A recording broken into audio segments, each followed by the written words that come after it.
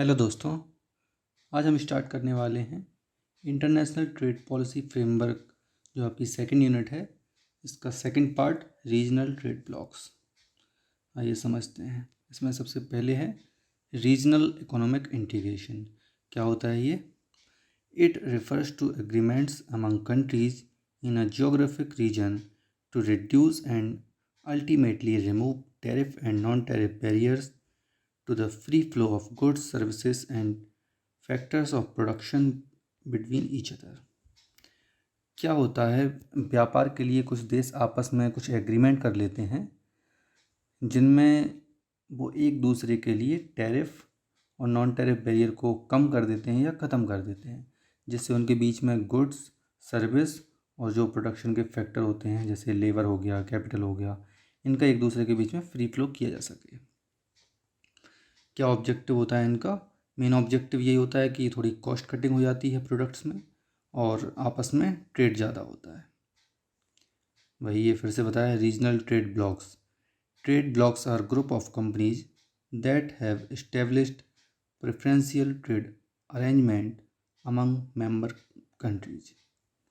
तो वही बताया था मैंने कि आपस में देश ग्रुप बना लेते हैं और उनके बीच में प्रेफरेंशियल ट्रेड एग्रीमेंट हो जाते हैं, मतलब एक दूसरे को वो प्रेफरेंस देते हैं ट्रेड में। ये दो टाइप से हो सकता है, different forms of PTA, preferential trade arrangement. ये फर्स्ट है आपका फ्री ट्रेड एरिया।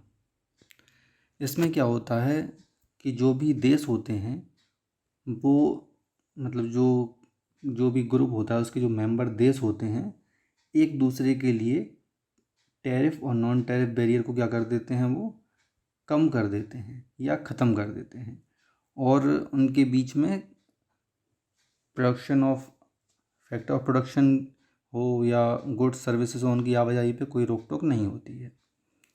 और दूसरा है आपका कस्टम यूनियंस। इसमें क्या होता है, जो मेंबर होते हैं उनके लिए तो कोई रोक टोक होती ही नहीं है, साथ में जो नॉन मेंबर हैं उनके लिए रोक टोक बढ़ा देते हैं, एक आइडेंटिकल बैरियर लगा देते हैं। ये फ्री ट्रेड एरिया जैसे आपका एग्जाम्पल है नाफ्टा, एशियान, और कस्टम यूनियन में है यूरोपियन यूनियन।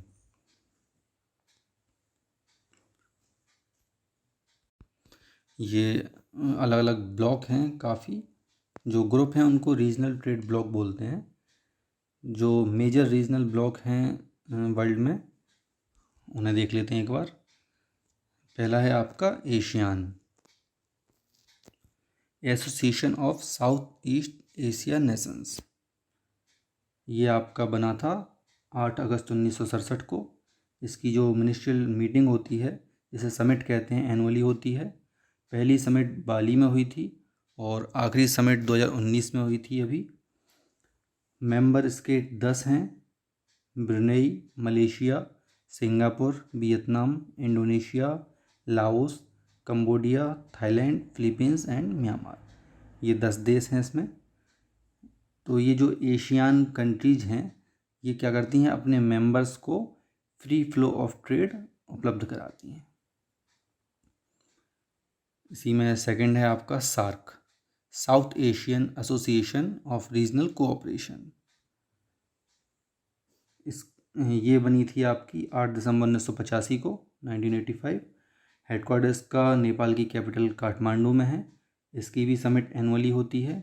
इसमें 8 मेंबर हैं: इंडिया, पाकिस्तान, अफ़गानिस्तान, नेपाल, भूटान, बांग्लादेश, मालदीव्स और श्रीलंका। नेक्स्ट है आपका NAFTA, North American free trade agreement.